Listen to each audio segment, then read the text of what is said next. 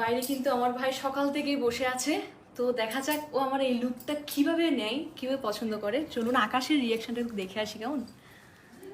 এখানেই আছে না আমার ভাই? হ্যাঁ, লজ্জা লাগছে। আকাশ কেমন? কিরে সবাই তেরে একটা লুক নিয়ে দুর্গাপূজা যাচ্ছে। কেমন লাগছে আমাকে? আসলে জোস দেবী দেবী মিল লাগতেছে। তার হাতে অবশ্যই ম্যাজিক আছে না? অবশ্যই। তো মিলন না তুই ভাই। এদিকে। আমাকে কেমন লাগছে বল? সেই আসলে আমি একটা ভিডিও মেক করছি যে আমার লুক দেখে তো রিঅ্যাকশনটা, আসলে রিঅ্যাকশন দে। রিঅ্যাকশন হচ্ছে প্রথমত আমি কালকে ঘুমাই নাই, ব্রাজিল আর্জেন্টিনা খেলা দেখছি। আজকে এখানে ও সকাল 7টা থেকে 10টা থেকে এখন 5টা 6টা বাজতে দেবে, তো এতক্ষণ বসে রাখছি আমি এখানে।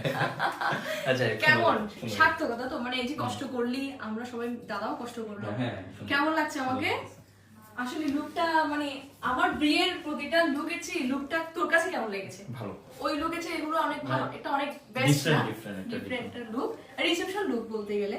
তো অবশ্যই তো কেমন লাগছে? তুই দাঁড়া, এই ভিডিওর মধ্যে দাঁড়িয়ে ধন্যবাদ দে। মিল্টনটাকে ধন্যবাদ দিব, কারণ মিল্টন দা এখানে আসার পর থেকে খুব আদর আপ্যায়নের মধ্যে আছে, খাবার আর দিয়ে আকাশ আছে। এই শাড়িটা না আমি প্রথমবার পরেছি, কালার শাড়ি তো আমাকে দেখতে না, দেখছো শোভানো, সবসময় লাল। এটা শোভানা থেকে নিয়েছি, আর গহনাগুলো পূজন গহনা থেকে। তো কেমন রে, কালারটা আমার খুব পছন্দ হয়েছে, ভাবছি এই শাড়িটা আমি নিয়েই নিব। এটা এই শাড়ির এটা সুন্দর, এখানে কাজগুলো খুব সুন্দর। আসলে এবার পুজোয় নতুন কালেকশন এসেছে ষোলোয়ানাতে, আপনারা অবশ্যই দেখবেন, ভিজিট করবেন।